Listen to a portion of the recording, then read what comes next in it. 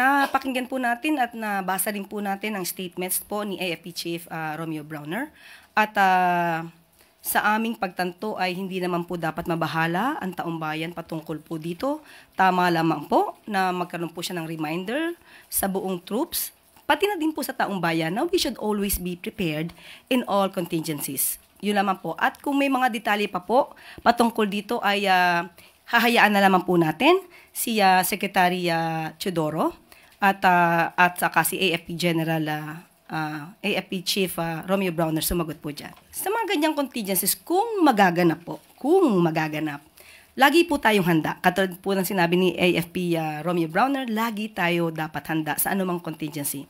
Kung mangyayari pan po yan, hindi po tayo dapat magtulog-tulog sa ating posisyon at sa trabaho, lagi po tayong handa. Pero again, ang detalye pong iyan ay ibibigay po natin sa ating Defense Secretary at kay AFP Chief Browner.